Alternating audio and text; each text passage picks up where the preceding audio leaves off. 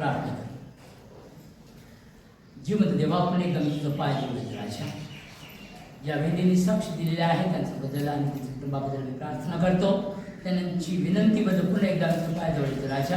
त्यांना त्यांच्या कुटुंबाला पूर्ण रीतीने संरक्षण दिलास आणि पूर्ण रीतीने तू निरोगी केलास आणि पूर्ण बंधनातून त्यांना सोडविलास. त्याबद्दल आम्ही तुझा आभार मानतो आणि विशेष तुला प्रार्थना करतो राजा या सभेमध्ये आलेल्या प्रत्येक बंधुभावासाठी आणि विशेष राजा बहिणींसाठी आणि विशेष राजा आज आणि मार्गामध्ये असणाऱ्या प्रत्येकांना तू सरळ आणि विशेष योग्य वेळेवर तू घेऊन ये आणि तुझं गौरव तू करून घे. जसं हवं आपण तसं तुझ्या हातामध्ये येऊन येशू ख्रिस्ताचं गोल्डन प्रिय नावानं मागतो म्हणतो आहे. आमेन. हालेलुया. हालेलुया. आज आपल्यामध्ये आलेल्या पाहुण्याबद्दल पुन्हा एकदा आपण टाळ्या वाजवून देवाचे गौरव करूया.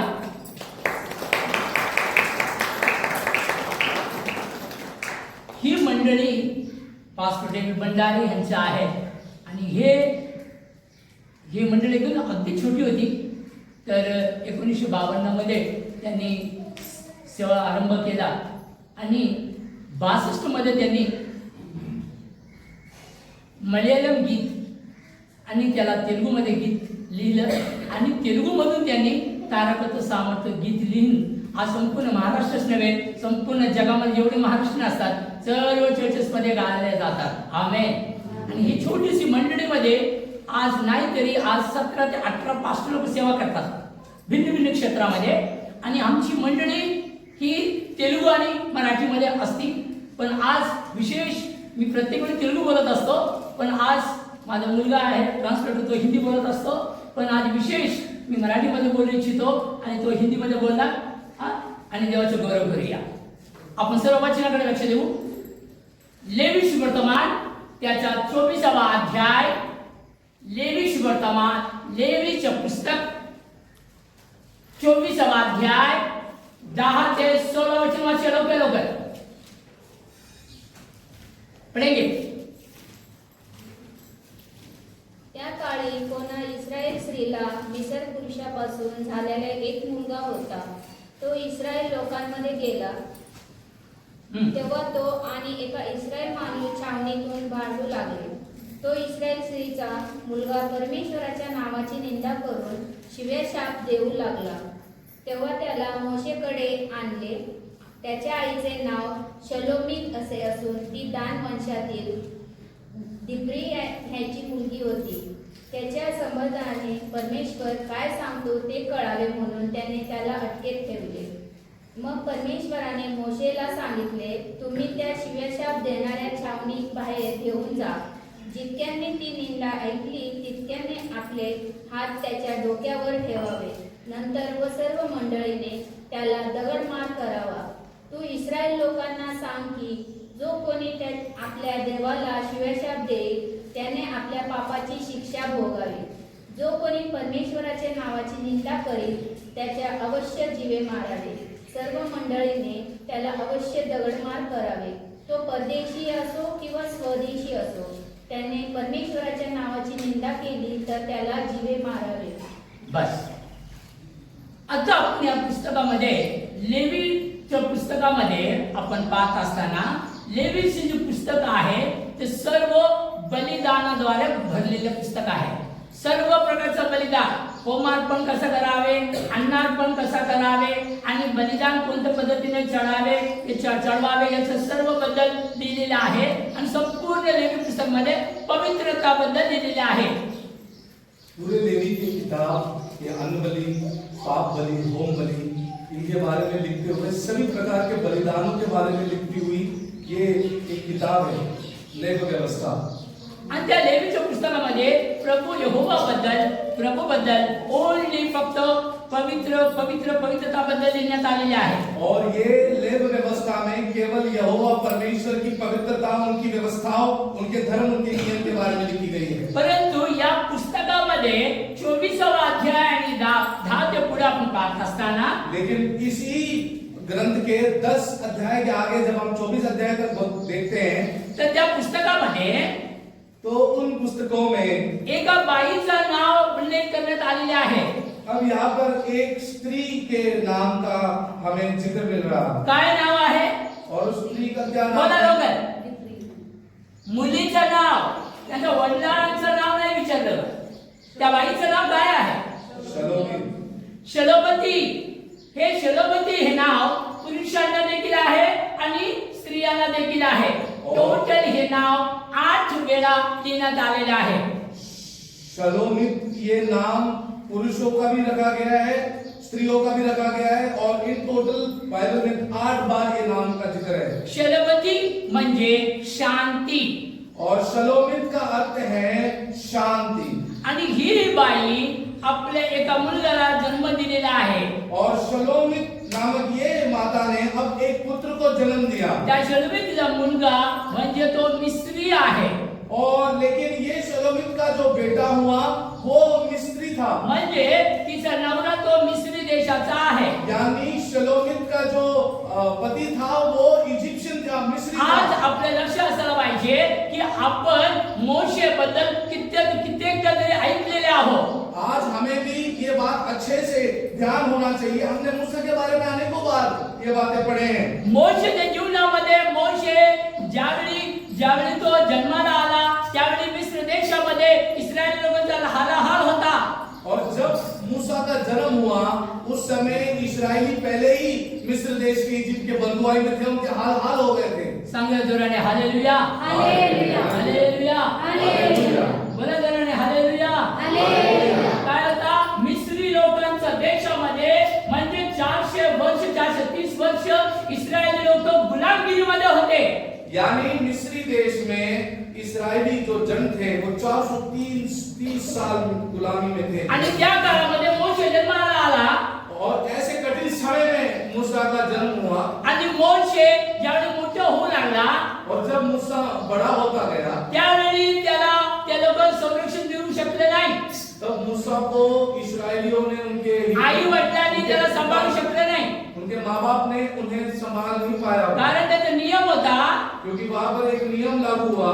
इस्रायल लोक जो पुरुष म्हणजे मुलं जन्माला आला म्हणजे त्याला कापून टाकायला पाहिजे, मारून टाकायला पाहिजे. कि कोई भी इब्रानी के घर में, इस्राएली के घर में लड़का पैदा हो गया तो उनका वंश नहीं आना चाहिए, उनको मार दो लड़कों को. त्या काळामध्ये मोशे आला जन्माला. और ऐसे कठिन परिस्थितियों के बीच में बंधुआई में मूसा का जन्म त्यावेळी हुआ. एका पेटीमध्ये ठेवून त्याला पाणीमध्ये सोडण्यात आले. तब उन्हें एक कटोरे में रखकर पानी में रखना हुआ. कटोराने पेटी में आणि तो नील नदीमध्ये सोडण्यात आले. और नील नदी में उनको जो है मूसा को, बालक मूसा को छोड़ दिया गया. त्यावेळी फारोची मुली अंघोळ करायला आली, स्नान करायला. उसी नदी के किनारे ऐसे हुआ कि फारो की जो बेटी थी वो स्नान करने नदी के पास त्यावेळी आई. ती पेटी बघून त्या पेटीला बाहेर काढलं तर त्या मुलाला पाहून ती एकदम अचंबित आणि आनंदित झाली. और जब उन्हें वो पेटी दिखा पानी में बहता आ रहा, वो जब खोले तो उन्हें देखकर वो बहुत ही आश्चर्य हुआ. हे बच्चे सर्व को काय आपल्याला माहिती आहे. ये सब तो हम जानते हैं. खरं तर ना हे सर्व माहिती आहे आपल्याला. ये तो हम सब चीज जानते हैं. पण मोशेला त्या आईने योग्य चांगल्या रीतीने दूध पाजून त्यावेळी ती इस्रायल लोकांबद्दल आपल्या देवाबद्दल त्याला शिकवू लागली. और तब जो है उनकी माँ ने उनको दूध पिलाकर उनको इस्राएल के बारे में, उनकी देवी देवताओं के बारे में सिखाना चालू किया. इस्रायली लोकांचा देवाबद्दल सांगितलं. देव देवता नाही इस्रायली लोकांना, फक्त देव आहे. और इस्राएलियों के प्रभु के बारे में उन्होंने बताना आरंभ किया. तो मिस्र मध्ये राजाच्या कुटुंबामध्ये होता. क्योंकि वो मिस्र में राजा के परिवार में जब था आणि राजा फारोचा म्हणजे नातू सारखा वागला. और राजा फारो के राजमहल में एक पोते के समान उनके ही घर में वो बड़ा हुआ. मिस्र मध्ये असलेल्या सर्व विद्या तो शिकलेला होता. और मिस्र की सभी कलाओं को, सभी विद्याओं को मूसा ने सीख लिया था. सर्व बद्दल त्याला माहिती होता. और हर एक जो है चीज के बारे में, व्यवस्था के बारे में मूसा को मालूम बोलण्यामध्ये था. देखील तो चपळ होता. और हर एक बोलने में भी वो बहुत ही चतुर था. आज चांगल्या रीतीने ऐकायला पाहिजे. और आज भी सामने जो है व्यक्ती सुनना चाहिए. ज्यावेळी तो 40 वर्षाचा झाला और जब मूसा 40 आयु का हुआ त्यावेळी तो आपल्या लोकांना पाहण्यासाठी बाहेर निघाला. तब वो अपने लोगों को ढूंढने के लिए, बिखरे हुए इस्राएलियों को इकट्ठा करने के लिए बाहर गया. बोला जोराने hallelujah, hallelujah, hallelujah, hallelujah, hallelujah, hallelujah. ज्यावेळी तो 40 वर्षाचा झाला, ज्यावेळी तो बाहेर निघाला और जब मूसा 40 वर्ष के हुए और जब वो बाहर गए त्यावेळी तो त्या राज्यामध्ये फिरत असताना और जब वो उन आसपास के राज्यों में फिर घूम रहे थे, वाचूया निर्गमन पुस्तक 2रा अध्याय पढ़ेंगे निर्गमन की किताब उसकी 2री अध्याय 10 ते पुढे वाचूया 12 वचनापर्यंत 10 से आगे वचनों को पढ़ेंगे। 10 ते 12 वाचा लवकर, मराठी हिंदी कोणत्याही भाषेमध्ये वाचा। जब बालक कुछ बड़ा हुआ तब वह उसे फिरौन की बेटी के पास ले गई और वह उसका बेटा ठहरा और उसने यह कहकर उसका नाम मूसा रखा, मैंने इसको जल से निकाला था। ऐसा हुआ कि जब मूसा जवान हुआ और बाहर अपने भाई बंधुओं के पास जाकर उनके दुखों पर दृष्टि करने लगा, तब उसने देखा कि एक मिस्री जन उसके एक इब्री भाई को मार रहा है। उसने इधर उधर देखा कि कोई नहीं है, तो उस मिस्री को मार डाला और बालू में छिपा दिया। फिर दूसरे दिन बाहर जाकर उसने देखा कि 2 इब्री पुरुष आपस में मारपीट कर रहे थे।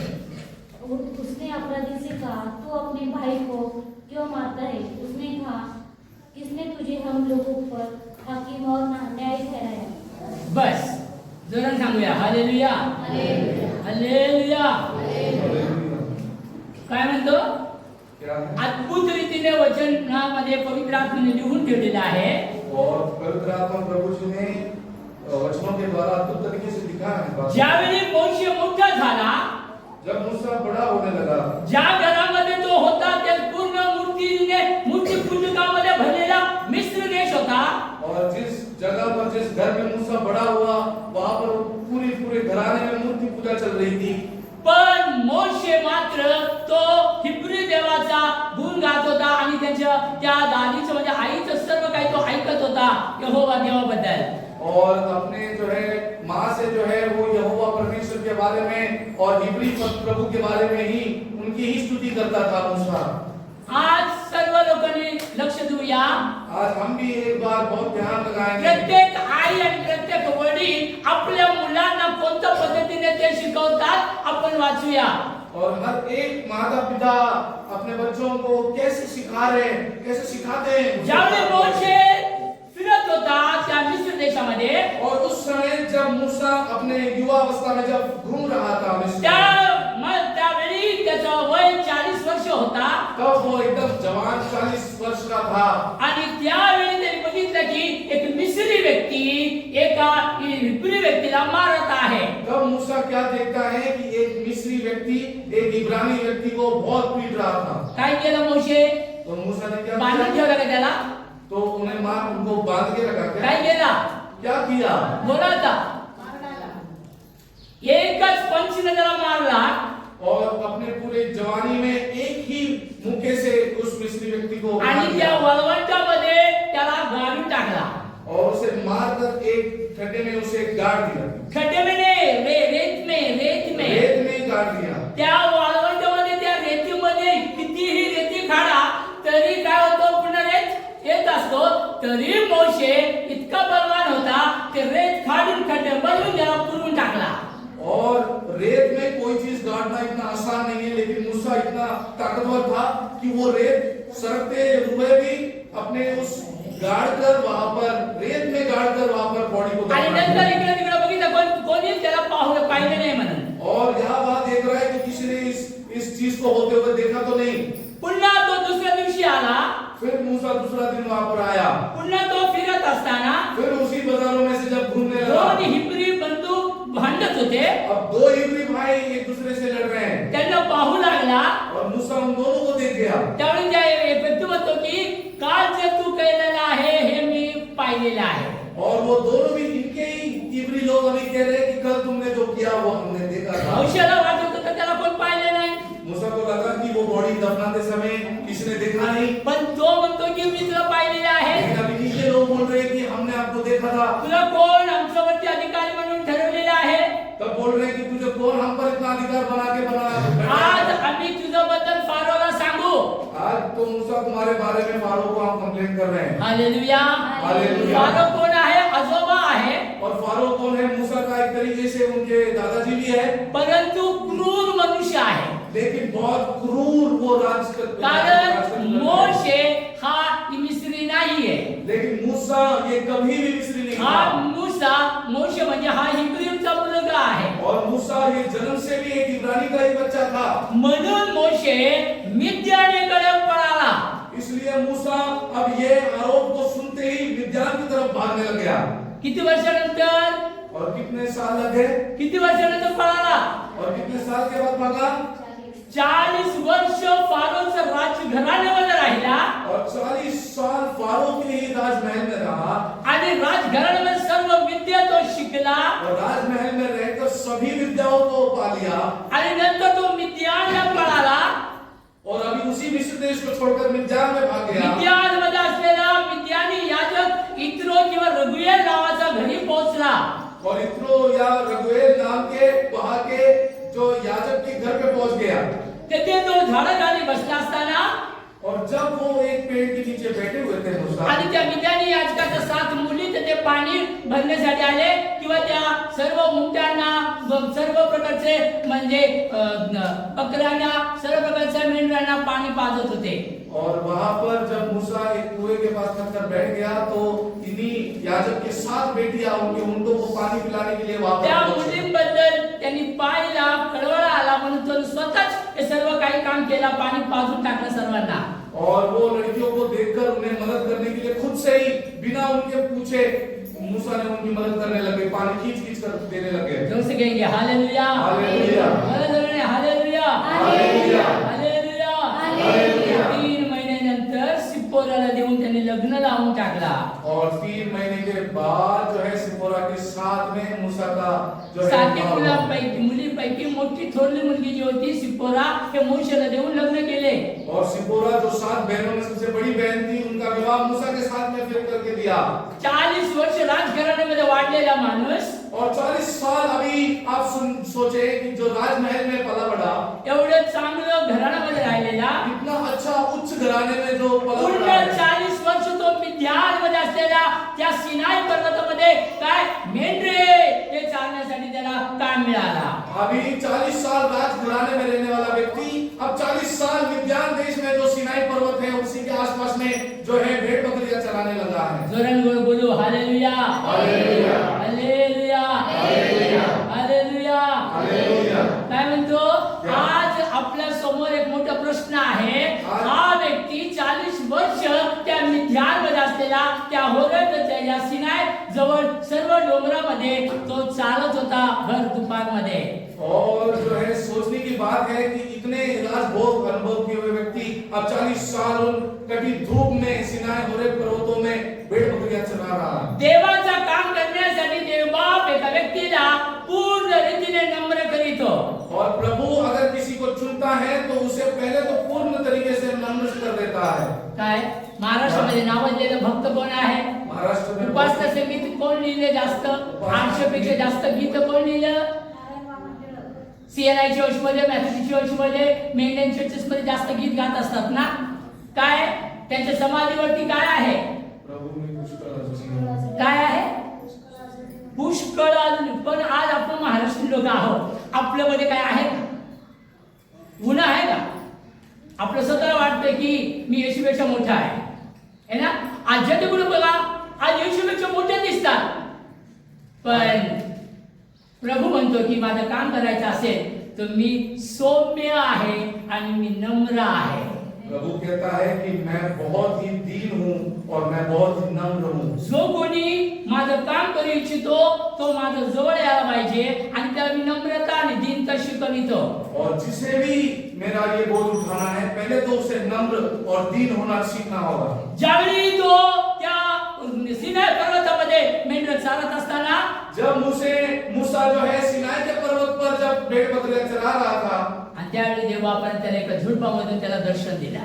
और एक छोटे से पौधे में प्रभु जी ने वहां पर उन्हें दर्शन दिया। हालेलुया, हालेलुया, जोरान बोलूया हालेलुया. हालेलुया. त्यावेळी देवा त्याच्याशी बोलला. और प्रभु ने उसी समय अपनी बातों से शब्दों से बातें किया काय म्हणून? आज मी तुला माझ्या लोकांकडे पाठवू इच्छितो. कि आज देखो तुमको मैं अपने लोगों के लिए भेजने वाला हूँ। जे माझे लोक म्हणजे इस्रायली लोक जे आज पूर्ण 430 वर्ष त्या म्हणजे फारोच्या गुलामगिरीमध्ये ते लोक त्रास घेत आहेत. और मेरे जो इस्राएली जन हैं, मेरे जो वाचा वाले जन हैं, वो आज 430 साल से मिस्र की गुलामी में हैं। हालेलुया, हालेलुया, बोला जोराने हालेलुया, हालेलुया। तीसरा अध्याय निर्गमन पुस्तक, निर्गमन के तीसरे अध्याय में, तीसरा अध्याय तीसरा अध्याय 7 वचन वाचा। 7 वचन से आगे पढ़ेंगे। फिर यहोवा ने कहा, मैंने अपनी प्रजा के लोग जो मिस्र में है उनके दुख को निश्चय देखा है, और उनकी जो चिल्लाहट परिश्रम करने वालों के कारण होती है उनको भी मैंने सुना है, और उनकी पीड़ा पर मैंने चित्त लगाया है। इसलिए अब मैं उतर आया हूँ कि उन्हें मिस्रियों के वश में से छुड़ाऊं और उस देश में से निकाल कर एक अच्छे और बड़े देश में, जिसमें दूध और मधु की धाराएं बहती है, अर्थात कनानी, हित्ती, एमोरी, परिज्जी, हिब्बी और यबूसी लोगों के साथ। 11 वचन वाचा। 11 वचन पढ़े। परंतु मूसा ने परमेश्वर से कहा, मैं कौन हूँ जो फिरौन के पास जाऊं और इस्राएल को मिस्र से निकाल कर ले जाऊं? काय देवा म्हणतो, हे मोशे, मी तुला निवडलेला आहे, मी तुला पाचारण केलेला आहे, तू जा त्या लोकांमध्ये, मिस्रमध्ये मी तुझ्याद्वारे मोठे चिन्ह आणि चमत्कार करू इच्छितो आणि माझ्या लोकांना सोडवू इच्छितो. पण मोशे म्हणतो, मला जमणार नाही बाबा हे काम, मला जमणार नाही हे काम. आज लोकांना देवाचा पाचर नसतो, देवाने निवडलेला नसतो, तरी तयार होतात बॅग घेऊन, बायबल घेऊन. त्यांना वाटतं की मी पास्टर झालो, बायबल बीटीएस सीटीएस एमडीएस केले की नाही, तर वाटतं की आमच्यासारखं कोणाच नाही. एकदा विचार करा, मोशे म्हणतो की मला जमणार नाही, कारण देवाचं काम माझ्याकडे होत नाही.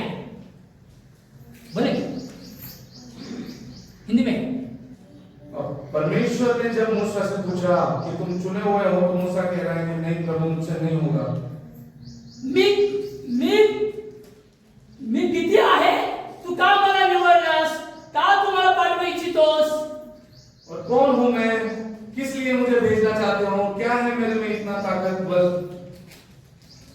आज आपल्या स्वतःला आपण पाठवून घेतलं पाहिजे की मोशे सारखा मोठा व्यक्ती म्हणतो मी जाऊ शकत नाही तिथे, और मूसा जैसा बलवान व्यक्ति अब कह रहा है कि मैं इतना सामर्थ्यवान नहीं हूं। जगामध्ये कोणतंही काम मी करू शकतो, पण देवाचं कार्य, देवाची सेवा हे माझ्याने होणार नाही.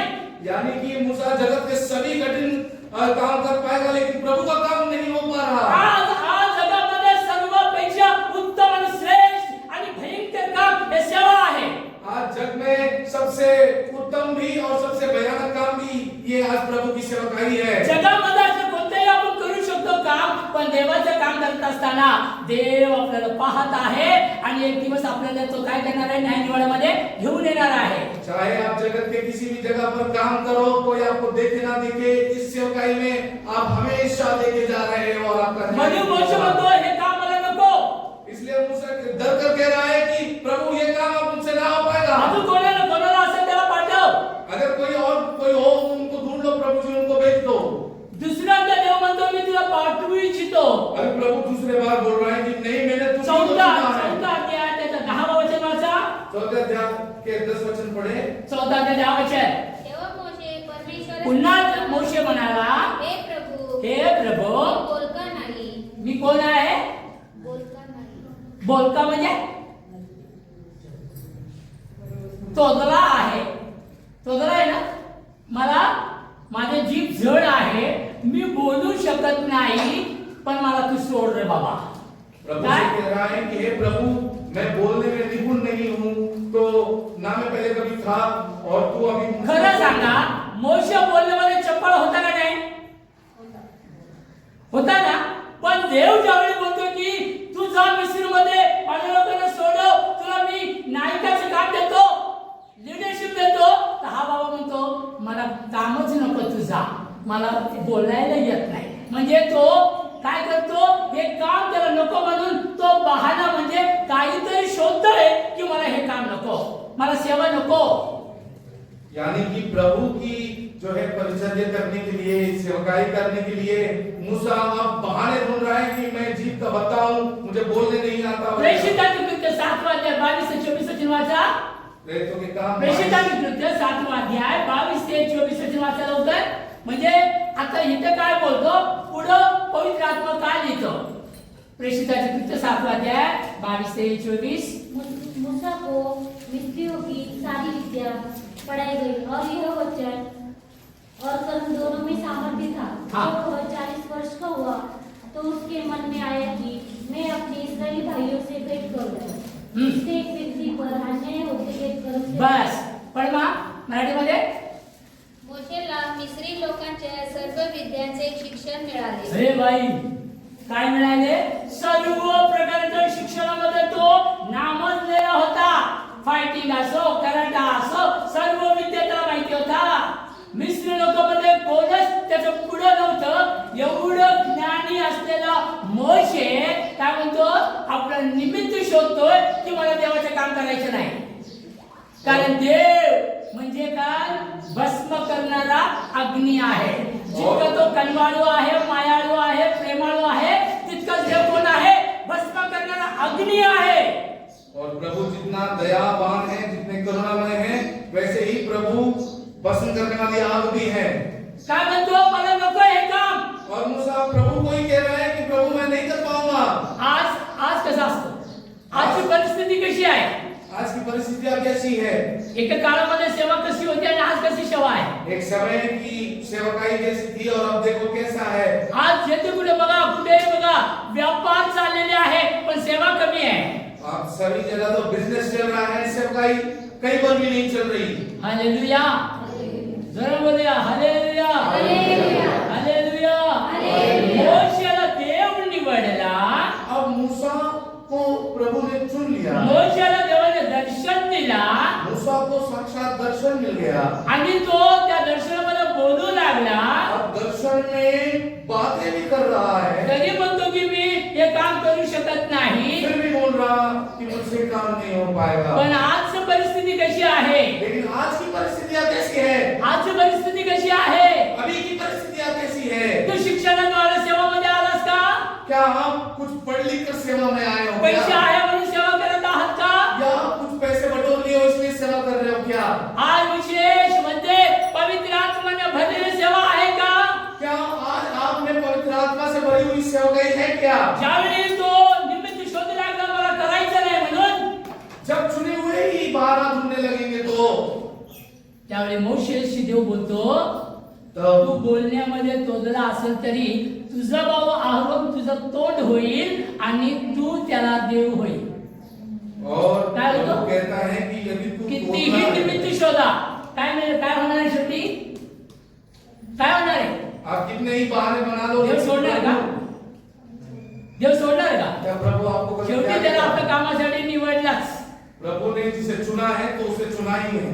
10 अद्भुत कार्य करण्यामध्ये मोशेला निवडला. और 10 महान कार्य करते हुए मूसा का प्रभु ने जो है इस्तेमाल किया. मिस्रमध्ये 10 नावाजलेल्या देवतांना त्यांनी हरवला.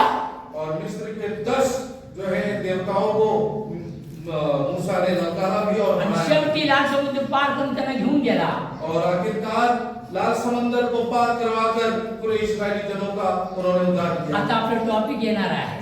अभी हमारा विषय आएगा. काय क्या?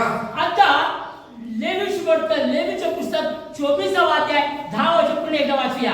अब हम पढ़ेंगे फिर एक बार लेवी के ग्रंथ के 24 अध्याय के 10 वचन. आपण इथूनच आरंभ केलं होतं. हमने इसी वचन से आरंभ किया था. पुन्हा एकदा वाचत राहा. लेवी त्या काळी हा. कोणा इस्रायल स्त्रीला एका इस्रायली स्त्रीला मिस्री पुरुषापासून काय मिस्री पुरुषाद्वारे झालेला एक मुलगा होता. हा तो इस्रायल लोकांमध्ये गेला. चांगलं ऐकायला पाहिजे. मिस्री लोक घमंडी असतात, मिस्री लोक भांडखोर असतात. मिस्री लोकांना कधी बघितलं तरी हेब्री म्हणजे इस्रायल लोक बघितलं की नाही त्यांना नको ते राग येत असतो आणि भांडण्याशिवाय दुसरं काही करत नाही. और मिस्री जो लोग थे वो हमेशा इस्राएलियों को बहुत ही नीचा समझते थे और उनको हमेशा उनसे झगड़ते करते और काम करवाते, दास बना कर रखा था. जोरान बोला हालेलुया. हालेलुया. हालेलुया. हालेलुया. त्या काळामध्ये और या इस्रायली मुलीने एका पुरुषा म्हणजे मिस्री बरोबर लग्न केली होती. और जब पूरे इब्री और इस्राएली लड़कों को मार रहे थे तो एक लड़की ने मिस्री लड़के से शादी कर लिया। वचनामध्ये सृष्टी सांगतं की तो मुलगा मिस्री मुलगा बळजबरीने लग्न केला होता। सृष्टी सांगतं की बळजबरीने लग्न केला होता और वो इस्राएली लड़की या इब्री लड़की वो राजी नहीं थी बल्कि बलजबरी से वो मिस्री पुरुष के साथ उसने विवाह कर लिया। तरी ती मुलगीने आपल्या मुलाला सर्व यहोवा देवाबद्दल इस्रायली लोकांच्या पद्धतीबद्दल इस्रायली लोकांचे सर्व नियम शिकवले होते। और वो इस्राएली स्त्री ने अपने बेटे को वो मिस्री पुरुष का बेटा होते हुए भी सभी इस्राएली शेवटी ज्यावेळी तो 40 वर्षाचा मोठा झाला मुलगा और फिर आखिरकार जब वो मिस्री और इस्राएलियों के बीच से पैदा हुआ लड़का 40 साल का हुआ तरी त्याच्या पूर्ण लाईफ मध्ये आईचा एकही गुण आला नाही त्याला। और लेकिन 40 साल के होने तक मां ने सिखाए हुए एक भी गुण उस बालक में नहीं आलं आया। होतं का? इस्रायली आईचा एक तरी लक्षण दिसलं का त्याच्यामध्ये? और इस्राएली मां है मिस्री पिता है लेकिन मां आज आपण ख्रिस्ती लोक अन्य जाती लोकांमध्ये लग्न करीतो आज हमारे भी बच्चे अन्य जातियों में विवाह कर लेते आणि हैं वडिलांचे सर्व लोक मूर्तिपूजक असतात आणि आई देवाची सेवा करत असते। और एक तरफ देखते हैं तो लड़के उनके तरफ से मूर्ति पूजक और मां लोग उनके तरफ से ये प्रभु के चर्चों में जा रहे हैं। शेवटी काय होतं त्याच्या कुटुंबामध्ये ते वाढत असणाऱ्या मुलांमध्ये कोणाचा प्रभाव जास्त असतो? अभी आप बताओ बढ़ते बच्चों में सबसे ज्यादा प्रभाव किसका होगा? लोक सांगा बोलिए। कोणाचा जास्त प्रभाव? माईचा असतो का बापाचा असतो? माँ के विचारों का परंपराओं का होता है या पिता की तरफ से होता है? भैया बोलो बताओ। माँ आपने माँ बोला परंतु यहाँ देखते हैं कि ये सी लड़का जो मिस्री है उसके अंदर तो माँ का एक भी गुण दिखाई नहीं दिया। लेकिन अब हमने क्या देखा यहाँ पर कि ये जो इस्राएली स्त्री का बेटा है उसमें तो उनकी माँ के कोई गुण नहीं दिखाई दे रहे। चांगला ऐकायला पाहिजे। आज जो इस्रायली मुलगी आहे तिच्या जीवनाबद्दल मी तुम्हाला शिकवतो। आज मैं इस्राएली स्त्री एक इस्राएली लड़की के जीवन के बारे में बता रहा हूँ। पहले तर ती बळजबरीने लग्न केली, पहले तो उसके बिना सहमति के उसकी विवाह एक मिस्री तिचे से जीवन पूर्ण रीतीने नाश झाला। और उसके पूरे जीवन का उन्होंने विनाश कर दिया। ज्यावेळी मोशे 40 वर्षाचा झाला, और जब वो लड़का 40 साल का हुआ, मोशे 40 वर्षाचा झाला, जब मूसा 40 वर्ष का हुआ, त्यावेळी त्यांनी बघायला आलं पूर्ण मिस्रमध्ये। जब वो मूसा सब मिस्र में सब लोगों को देखने आया पहिलं कोण दिसले त्याला? कबूल इब्री करा। आणि मोशे मिस्री दोघं भांडताना दिसले। तो उन्हें एक इब्रानी और एक मिस्री दोनों भी झगड़ते दिख गया। दिसले ना? त्या मिस्रीला मारला का नाही? तो फिर उसने मोशे मारून टाकला ना? मूसा जो मिस्री घर में पैदा होकर भी मिस्री याचा में बाप होता तो। या इस्रायली मुलगी आहे ना तिचाच नवरा होता तो। ज्यावेळी मोशे या तो फिरत असताना पाहिला हिब्री बरोबर मिस्री भांडत आहे, एकाच मुख्यमध्ये त्याला मारून टाकला होता मोशे। और मूसा ने एक ही मुक्के पे जो है इसी इस्राएली स्त्री के पति को जो है एक ही मुक्के में मार दिया। तो मिस्री वो जो मिस्री तो नाश झाला। वो मिस्री पुरुष उसका त्या दिवसापासून ती मुलगी दुःखी होती, नवऱ्याला गमावलेली होती। और लेकिन ये जो इस्राएली स्त्री अपने मरे हुए मिस्री पुरुष के दुख में थी। नंतर मुलगा वाढू लागला जब इनका बच्चा बड़ा होने लगा आणि त्या मुलाला सर्व प्रकारे देवाबद्दल सांगू लागली, और सब तरीके से इस्राएली इब्रानी प्रभु के बारे में उसकी मां ने उन्हें सिखाया, तरी त्याच्या डोक्यामध्ये बसलाच नाही। फिर भी उस लड़की के दिमाग में कुछ भी नहीं। शेवटी त्याला वाटलं माझा बाप मिस्री आहे, आम्ही मिस्री लोक आहो, आम्ही इस्रायली नाही। वो एक आत्मा के लिए प्रभु लिख रहा है कि वो लड़की के दिमाग में वो अपने पिता को मिस्री समझ रहा था। संपूर्ण लेवी पुस्तकामध्ये बलीबद्दल लिहिलं गेलं, पण एका मुलीबद्दल फक्त वर्णन दिलेलं आहे। और पूरे लेख व्यवस्था में बलि अर्पण विधि विधियों के बारे में लिखा है, लेकिन एक जगह पर एक स्त्री का यहाँ पर विशेष वर्णन है शलमती मध्ये आहे। और उन्हीं का नाम है शिलेम। त्या शलमती पाहते की आता कोणाशी भांडू लागला आता हा मुलगा। और ये शलोम अभी ये देख रही है कि ये लड़का भी किससे झगड़ रहा तो है। पुन्हा बापासारखाच इस्रायली बरोबर भांडू लागला।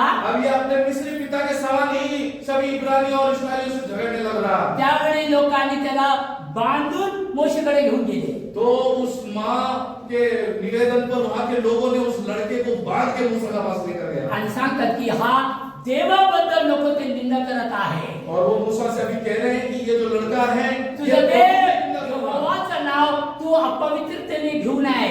और प्रभु का वचन कहता है कि प्रभु का नाम कभी आपसमध्ये भांडण होतं दोघांचा. और तुम एक दूसरे से लड़ रहे हो ना. पण तो देवाबद्दल नीच असे बोलू लागला. तुम अपने झगड़ों में प्रभु को निंदा कैसे कर सकते हो. देवाबद्दल जो कोणी निंदा करीतो तो दगडाने मारला जातो. जो प्रभु की निंदा करेगा लिखा गया है उसे मार दिया. जो आई त्याला 40 वर्षापर्यंत वाढवली. अब जिस माँ ने 40 साल इस बच्चे को पालन पोषण किया, नंतर ती विचार करू लागली. अब ये माँ भी सोच रही है पहिल्या देखील ह्याच मोशेने त्याला मारून टाका माझ्या नवऱ्याला. पहले इसी मूसा के हाथ से मेरे पति का जो है मौत हुआ. आता पुन्हा देवाबद्दल हा उलट पलट बोलणं आता हाही मरण मेला जाणार आहे. अरे मेरा बेटा भी प्रभु के खिलाफ जाकर यही मूसा के हाथ से शायद मारा जाएगा. विचार करा. सोच लेना. मिस्र देशाच्या राजघराण्यामधून वाढलेल्या मोशेमध्ये प्रभु आहे. अब मिस्र घर में रहकर भी मूसा को प्रभु ने चुना. आणि और इस्रायली लोकांमध्ये राहून देखील याला इस्रायली लोकांच्या देवाबद्दल माहिती इस्राएलियों झालं के नाही. सड़कों में रहने वाला, इस्राएलियों के शिक्षणों में रहने वाला शेवटी बच्चा. त्रास कोणाला. अभी बोलो. शेवटी त्रास कोणाला. अब बोलो कि शलोपती म्हणजे शांती. और प्रभु यानी कि शांति. शलोपती म्हणजे शांती. और शलो में ये उनकी माँ का नाम का अर्थ है शांति. पण त्या मुलीला शांती नाहीच. लेकिन उस स्त्री को पहले से ही पहिले आपलं जीवन बर्बाद झाली. पहले तो एक मिस्र पुरुष से विवाह करके जीवन बर्बाद हुआ. नंतर मुलगा डोळ्यासमोर वाघ मेला तर तिचा अवस्था बेकार झाला.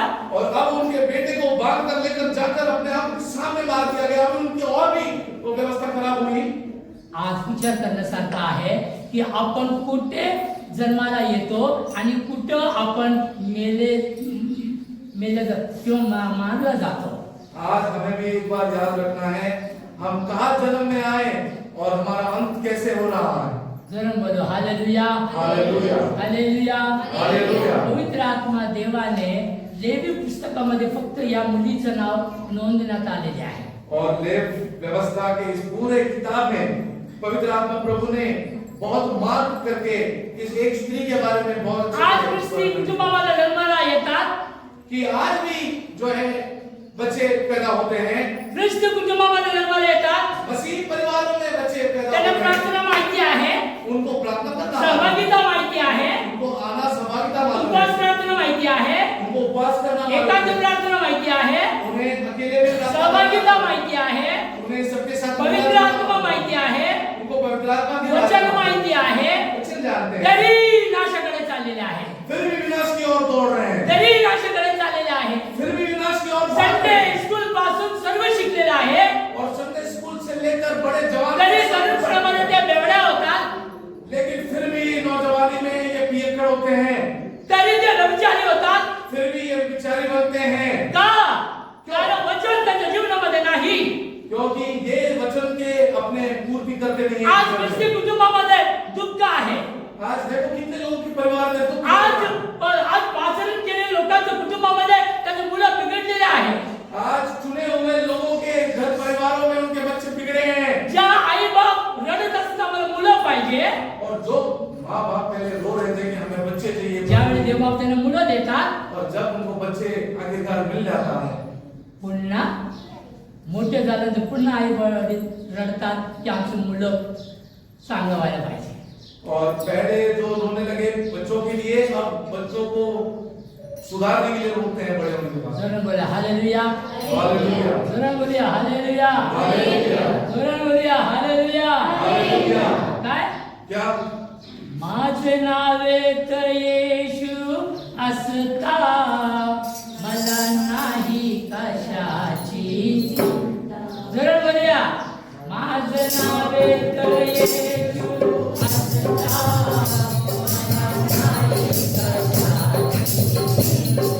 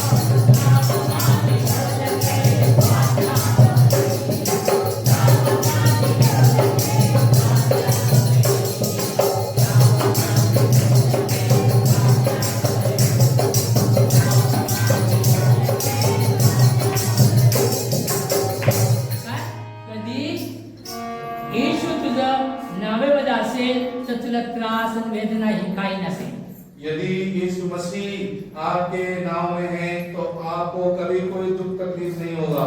जरूर बोलिए हालेलुया, हालेलुया, हालेलुया, हालेलुया, जरूर बोलिए हालेलुया, हालेलुया, हालेलुया।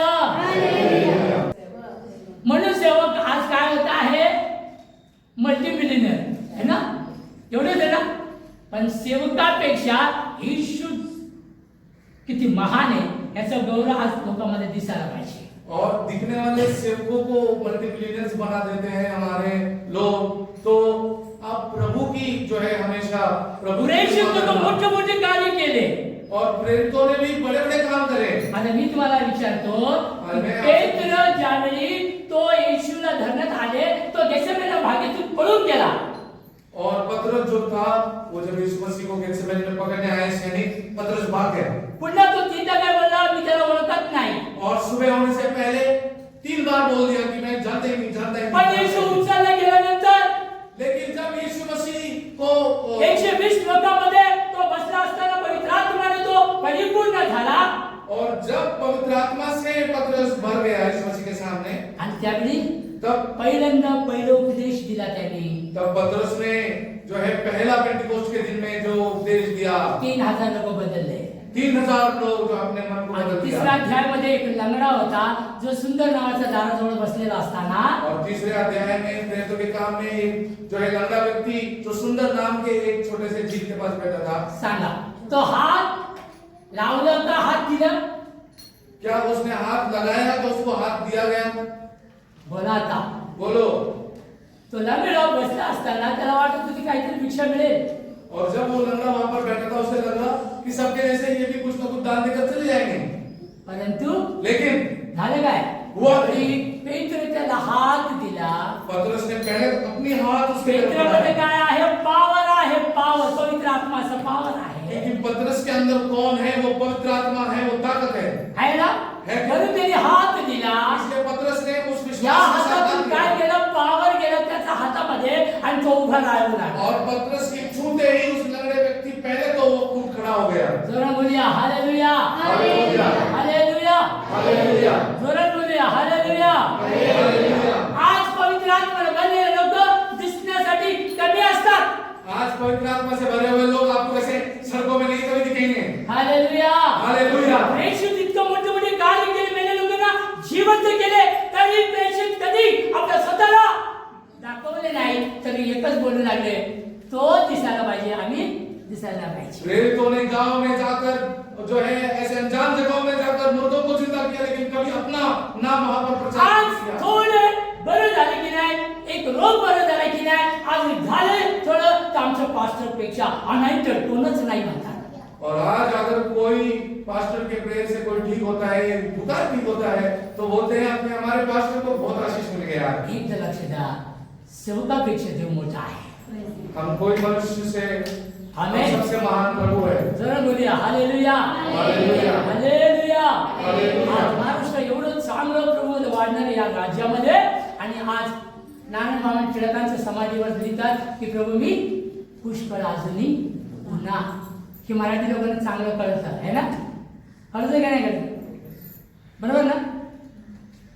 मी ज्यावेळी नगरमध्ये बिशप कॉलनीमध्ये संदेश देण्यासाठी ज्यावेळी गेलो होतो, जब नगर में बिशप कॉलोनी में मैं उपदेश देने गया था, तर त्यावेळी बरेच बिशप लोक बसलेले असताना तो उस बिशप कॉलोनी में बहुत सारे बिशप पद वाले माझा संदेश झाला आणि बसलो। और मुझे जो समय दिया गया था मैं अपने समय में उपदेश देकर फिर मैं आज आपण इस्रायली लोक आहो, आध्यात्मिक, आणि आपण प्रार्थना करणारे लोक आहो, आणि संगतीमध्ये असणारे लोक आहो, आपण सर्व प्रकारचा प्रभूमध्ये असणारे आहो, तर प्रभू आपल्याला अद्भुत रीतीने चालवू इच्छितो, पण त्याच्या आत्म्याशिवाय आपण काही करू शकत नाही। आज प्रभु उस समय इस्राएलियों को जिस प्रकार चलाया था, आज भी हमें तक चलाने के लिए तैयार है, लेकिन पवित्र आत्मा के बिना ये संभव नहीं है। हालेलुया, हालेलुया, जरा बोलूया हालेलुया। हालेलुया। आज कळालं असेल शिलोमतीच्या जीवनामध्ये जो दुःख आहे, और शिलोमित के उस स्त्री के जीवन में इतना दुख था, पूर्ण जीवनाच्या शेवटपर्यंत ते दुःखामध्येच त्याचे जीवन नाहीच झालं। और आरंभ से लेके अंत तक उसके जीवन में केवल दुख ही दुख, दुख ही आज दुख। आपल्या जीवनामध्ये देखील लग्न झालं दिवसापासून मुलं जन्माला आले, मुलं मोठे झाले, तरी दुःख आणि दुःखच असतं। आज भी हम देख रहे हैं उस इस्राएल के स्त्री के समान शादी के पहले, बच्चे होने के बाद, उसके बाद भी दुख का क्या कोई अंत नहीं है। आज येशू सोडून इच्छितो. और लेकिन ये बंधुआई को आज तुम तोड़ दो। आमेन. आमेन। जरा बोलिए हालेलुया. हालेलुया। हालेलुया. हालेलुया। आज देवभाव बंधन मोडू इच्छितो. आज प्रभु सभी बंधनों को तोड़ देगा। आज तो आपल्या सानिध्यामध्ये आलेल्या लोकांना शांतीने भरू इच्छितो. आज प्रभु जो भी उसके पास जो भी अपेक्षा से आ रहे हैं उनकी सभी मनोकामना सर्व पूर्ण करेगा। प्रकारचा चेटकी असो, कोणती कर्मी असो, कोणतीही शक्ती असो, येशूच्या समोर टिकू शकत नाही. और किसी भी तरीके के जो है दुष्ट ताकतें प्रभु के पवित्र ताकतों के सामने खड़ा नहीं हो पा सकता। जरा बोलिए hallelujah. Hallelujah. Hallelujah. Hallelujah. Hallelujah. Hallelujah. म्हणून आज आपण सर्व प्रार्थना करूया. इसलिए आज फिर एक बार हम प्रार्थना के साथ प्रभु के सामने जाएंगे। छोटीशी प्रार्थना आराधना घेऊ, एक गीत गाऊ आणि आपल्या दानातून घेऊया. एक गीत गाते हुए हम अपने दानों को अर्पित करते हुए प्रभु के समक्ष में जाएंगे। राजाओं का राजा यीशु राजा जगत में राज करेगा। हालेलुया, हालेलुया, उसका धन्यवाद करो।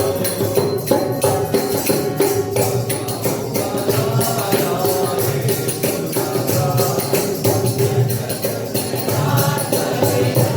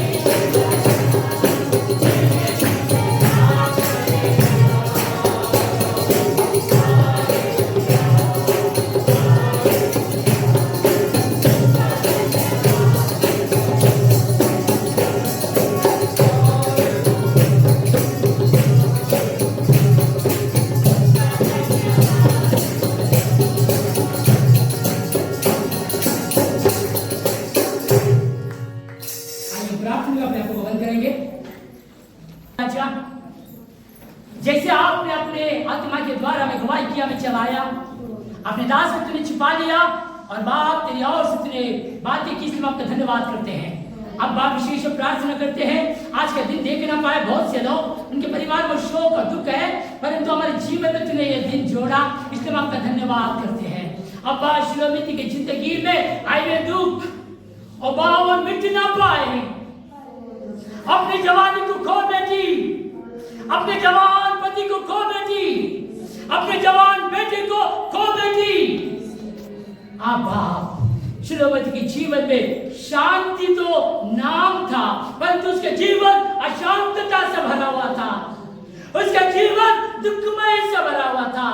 उसका जीवन हमें एक बात सिखाती है कि हम अंधेरे के साथ में जोड़ा बना ले तो हमारे जीवन अंधियारा से भर जाती है। अब हमारे जीवन हमेशा उजियारे के साथ में बना रहने के लिए, हमारे जीवन हमेशा पवित्रता में बना रहने के लिए, हमारे जीवन तुझ में बना रहने के लिए, तेरे वचन में टिका रहने के लिए, प्रार्थना में बना रहने के लिए, संगति में बना रहने के लिए, अब हमेशा तेरे साथ में बने रहेंगे तो वह हमेशा हमारी जिंदगी शांतिमय पूर्ण होती है। आज बात दुखों से आए हुए लोगों के लिए प्रार्थना करता हूँ, उनका दुख उन्हें मिटा दीजिए। बात जो संकट में है उनके सारे संकट मिटा दीजिए, सारी प्रकार की व्याधि यीशु के नाम में मिट जाने दीजिए। अब आप जो परेशानियों से है उन्हें छुटकारा दे, कर्ज बाजार से लोगों को छुटकारा दे। और वह विषय जिन्हें संतान नहीं है उन्हें संतान दीजिए। बाप जो लोगों का अभी बाप बहुत जल्दी ऑपरेशन है उनके बाप तू उनकी अगुवाई कीजिए, बाप उन्हें तू चला और आपके नाम की महिमा करवा दीजिए। अब आज जिन लोगों को तूने चंगाई दिया है उनके लिए हम धन्यवाद करते हैं, उनके परिवार के लिए हम धन्यवाद करते हैं और विशेष हम प्रार्थना करते हैं इस समय में बाप जो दान दिया है वो दान नहीं बल्कि अपने जीवन को समर्पित करने वाले बना दीजिए और वो अपने जीवन के द्वारा तेरी महिमा करने वाला बना दीजिए। बाप ये धन ये तेरे महिमा के कारण बनने के लिए उपयोग होने दीजिए। ये झुंड से झुंड में बाप जितने भाई बहने बच्चे हैं जवान है बुजुर्ग है सबको तो अपने हाथों में लीजिए, आप चलाइए अपने नाम की महिमा करवा दीजिए। जैसे अब्बा ऐसे अब तेरे हाथों में आते हैं, आज का सारा दिन तेरे हाथों में आकर यीशु मसीह के नाम से मांगते पिता, आमीन। Hallelujah hallelujah hallelujah hallelujah. Precious father, सब गाएंगे। Precious Father, precious Father, precious Father, precious Jesus, precious Jesus, precious Jesus, precious Jesus, Holy Spirit, Holy Spirit, Holy Spirit, Holy Spirit. Thank you, Jesus. Thank you, Jesus. Thank you, Jesus. Thank you, Jesus. Hallelujah.